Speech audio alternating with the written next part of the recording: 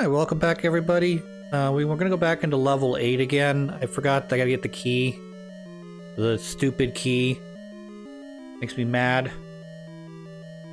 As I said in the last episode, I'm not sure if this is at all required to do because, you know, it doesn't really depend on the next area I'm going to, which is level 7.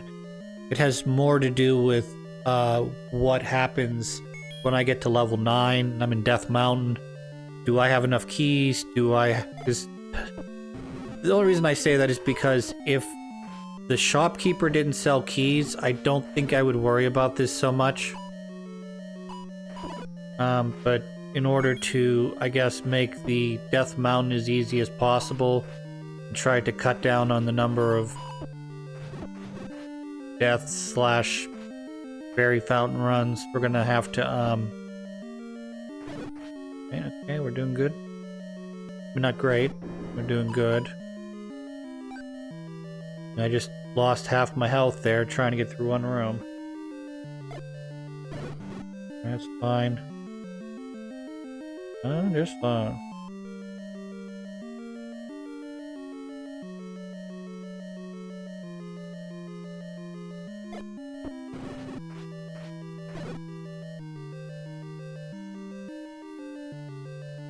Oh god, I gotta get through this room again too.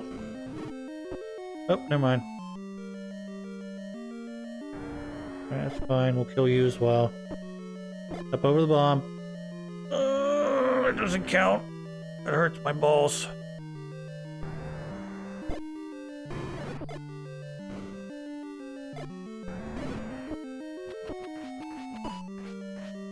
Yeah, we did it. We totally...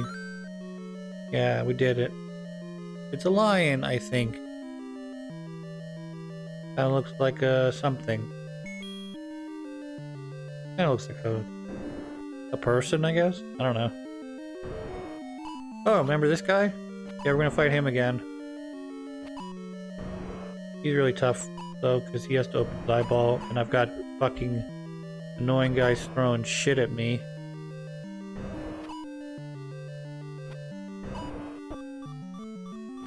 How an amateur fights this boss. I'll show you how a professional fights this boss here in a second.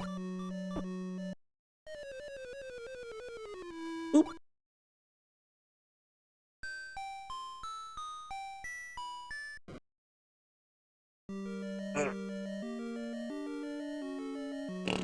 Alright.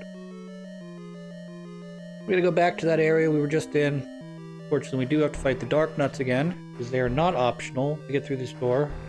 Well, that was nice of you. I don't need that right now, but the fairy would basically disappear before I get it. You like dodging all this bullshit? I like dodging all this bullshit. Great.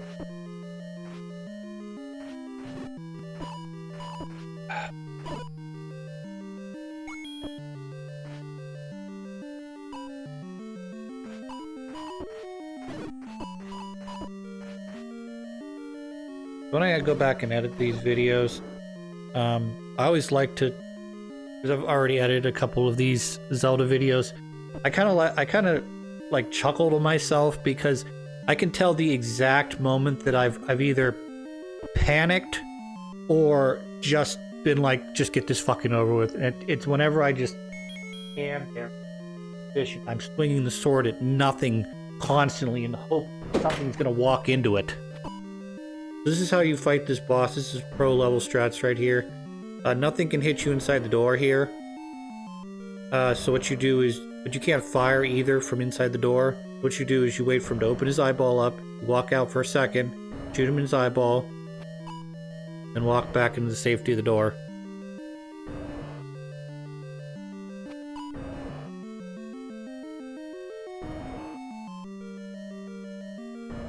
Obviously, it's going to take a little bit more time because I'm not exactly lined up for this shot.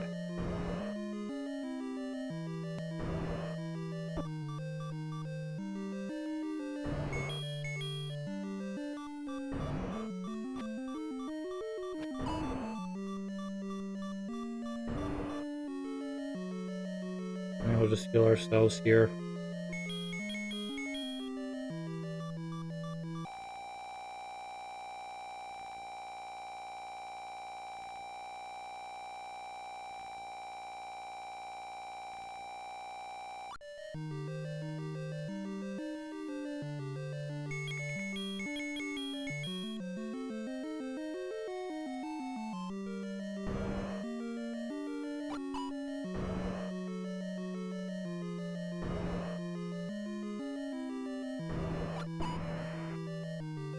Yeah. No, nothing's hitting me. I don't have to worry about them shooting me because the doorway doesn't count.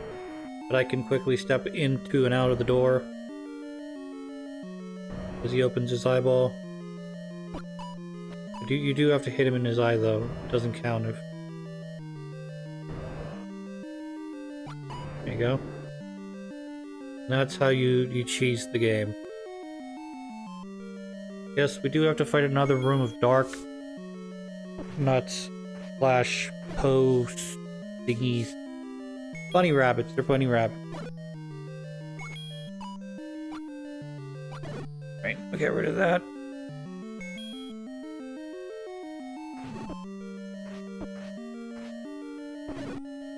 Come on, Chris.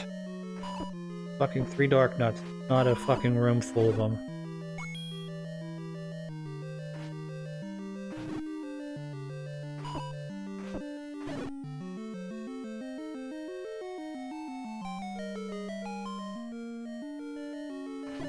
And here's the Master Key, Lion's Key, as known in this game. I know they never really bring back the Master Key ever again, because why would you have a key that can lock every door in the game? And I know we've sort of, you know, they moved away from that, starting with Link to the Past, where they would give you a boss key, instead of a, you know, so you couldn't get to the boss too quickly, I guess. Whatever, right?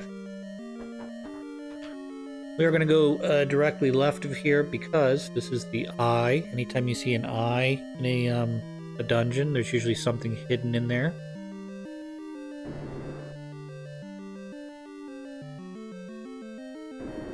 Fortunately, I do have to fight these dark nuts for in order to get a bomb, because I need the bomb to get into the eye of this dungeon. Luckily, they dropped one. And then I believe if I defeat this last one, the room drops one as well. Yep. Hooray, hooray for me. Go down one more. We'll bomb the left wall. Bomb the left wall, not boomerang the left wall.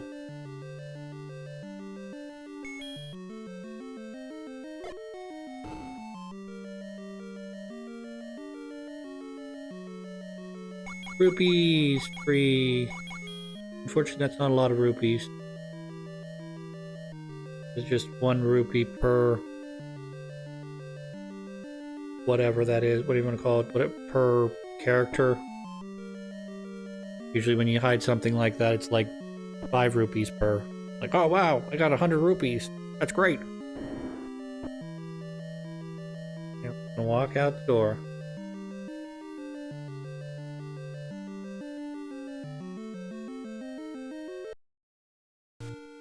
We're back out on the open world here. Gonna head up north. Got fucking shit we gotta get done.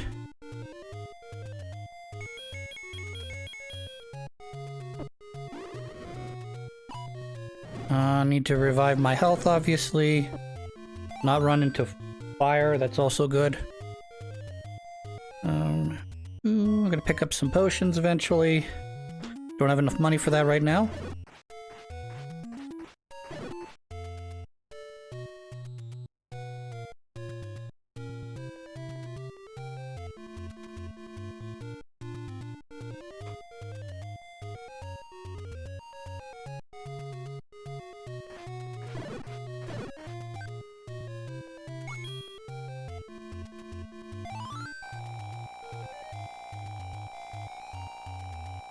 No.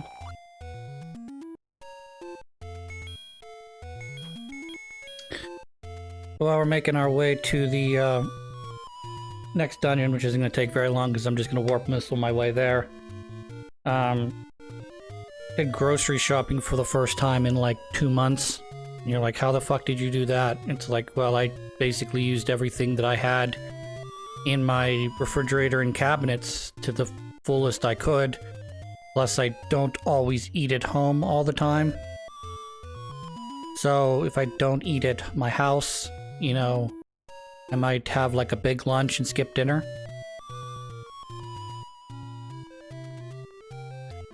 It's a little obnoxious, isn't it? I got one more to go. But it was like, I was looking in my refrigerator and there's like, oh, no meals in here. Some milk, some cereal. I don't think I want to eat cereal for dinner. I look at my cabinets. Oh, there's a can of soup. Sweet. But there's no more soup after that. And I'm like, great. And because I drive one of my coworkers home, I kind of want to get, and this is, I know, just man up, be a big boy, etc., etc., etc. But like, I kind of don't want to, like after work ends, I don't want to be out as terribly long.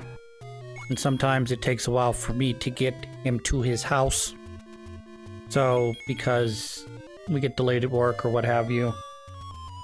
And like 6:30 rolls around and I'm like, I'm not going to the grocery store. I'm just, I don't have time for it anymore. I gotta go home, eat dinner, you know, relax for a bit, and then go to bed. Which I know there's a lot of time in there that I could have done grocery shopping and shit, but yeah.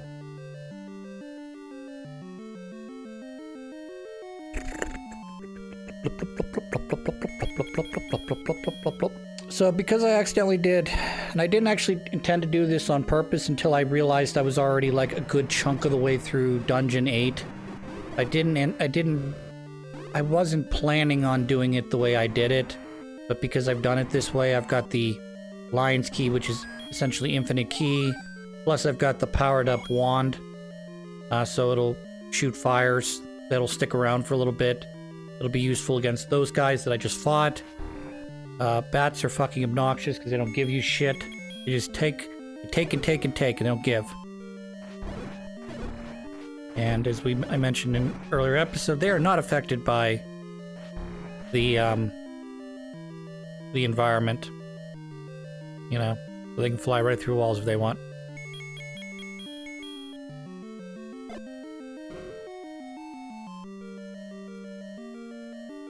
So I'm gonna guess the level 7 isn't nearly as difficult as level 8.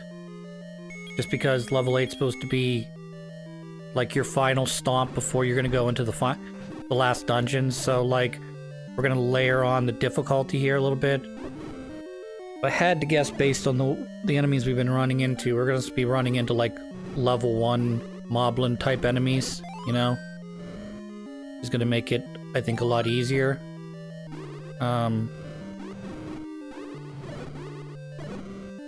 I was curious about, since we're getting near the end of the game, I was curious about,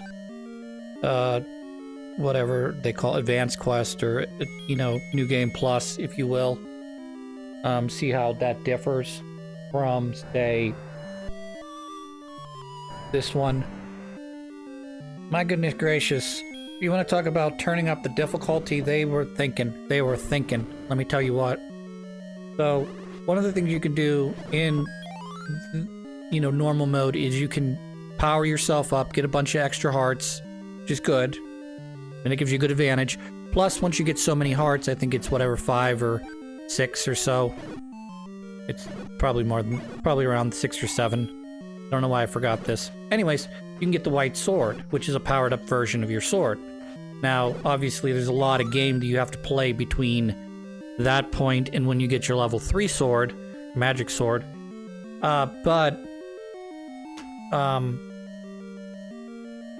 When you play New Game Plus, apparently there's only 1 heart you can get before you go through the first dungeon. So, your best case scenario is to get that heart, obviously, because 4 hearts is always better than 3. You know, more is better than less. But in addition, it limits you into what else you can do to sort of power up Link prior to fighting that first dungeon. Obviously, if you do enough grinding, on the world map, yeah, you can get your blue candle, your big shield, bombs if you don't pick them up in the environment, arrows, but like none of that stuff is all that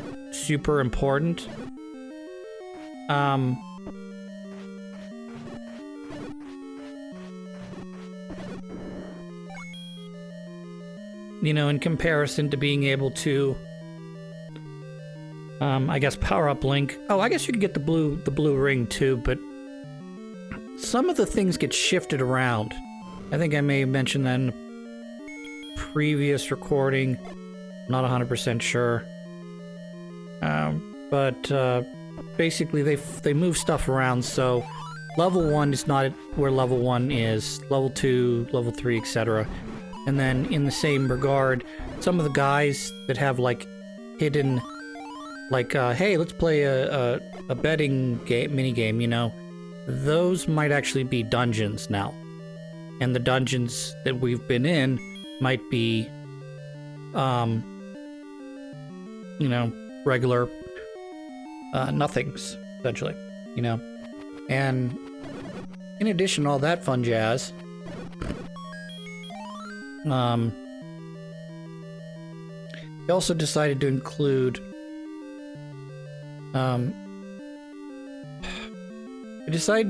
certain people that instead of giving you, you know, you go down and he says, pick whichever one you want. He does the opposite, and they give you the option of paying, I don't remember if it was 50 rupees, 100 rupees. It's an amount of rupees, or you lose 1 heart container permanently, and that is fucking horseshit. There's also a little quirk that if you don't have any hearts, I guess you can,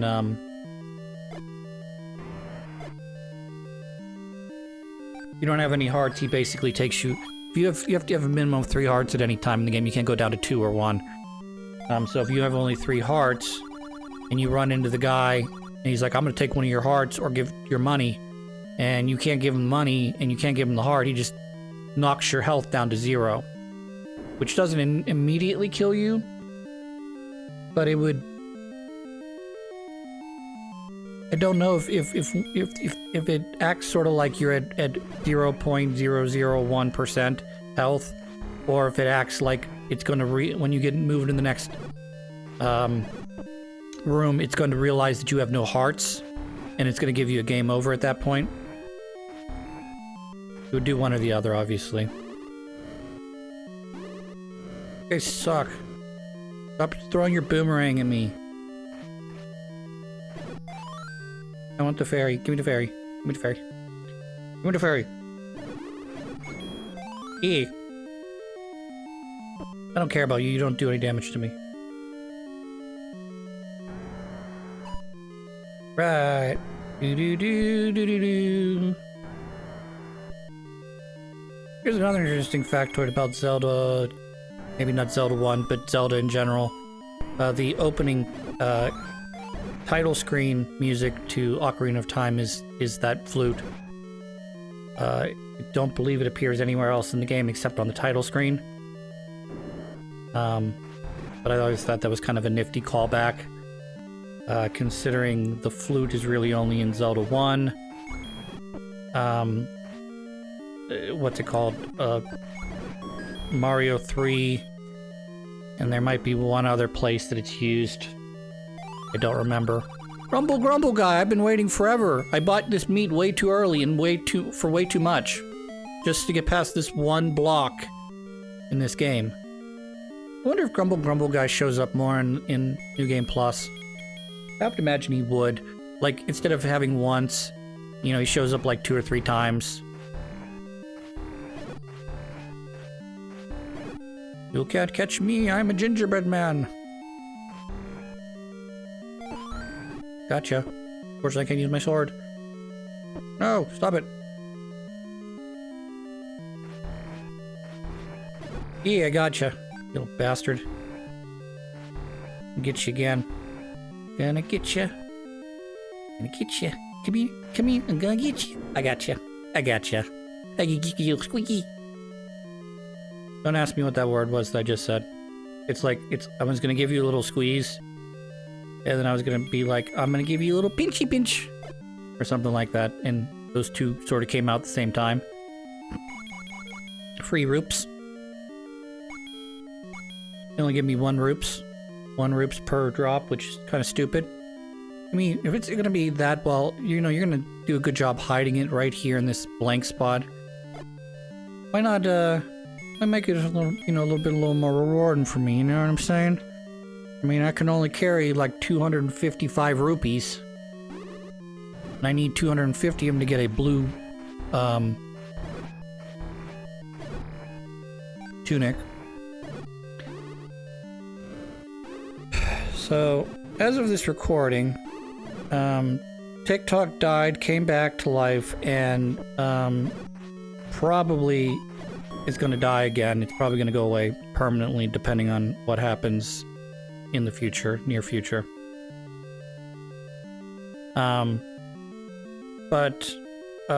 Basically, if you don't have TikTok downloaded anymore on your thing, or you delete it off your phone, you cannot re-download it, at least until all this government stuff sort of resolves itself. In whatever way it's going to resolve. Either it's going to be completely shut down for the United States, or they're going to find some sort of middle ground, which I really don't know what to say. I mean, it's difficult when you have politicians on both sides of the aisle who are sort of using that as a way, this is our policy, our joint policy. This isn't just a Democrat or Republican thing. This is our joint policy that's what we're going to do. And then, the presidents, Kamala and Trump both supported, the TikTok ban. And now, Trump's in office and he's like, well, maybe we'll put a hold on that. It's like, you either do it or don't do it. Either, you guys have had all this time to think about whether or not you wanted to do it. You think it's a Chinese propaganda ad. That's your business. I don't care if it is or it isn't. You want to ban it? I mean, you can do that. I mean, I may not agree with it, but you can do that. I mean, I don't know. Anyways, so my long story short, I switched over to YouTube. YouTube has a similar thing they call shorts. There's a guy on YouTube Shorts that does like fake old school video game, like did you know stuff, and it's so straightforward, but if you play the game, it's a lie. Like, it's like, did you know you can get a pink ring in Legend of Zelda 1? It's like, no pink ring in the game. There's no trick to turn you into moblin. Make you play as one of the boomerang moblins the whole game. That kind of shit just drives me up a wall, because they play it just like any other, like, did you know guy? Hey, I'm this trivia guy. Did you know this little secret about it? It's like, did you know that? But he plays it off, like I said, just so perfectly that it's like you practically believe what he's saying if you don't know better, which is dangerous. I know, because it's sort of the way the way the internet world is now, where just because I say it on the internet doesn't make it true, and you have to, as a person, you have to learn how to discern what is true and what isn't. And then, not to get into a deeper philosophical thing, but what is truth? Ultimately, I don't know. Whatever you believe, I guess. Anyways. We'll cut the episode here. We'll come back here in just a second. Just gotta press the stop and play button again, and then we'll continue.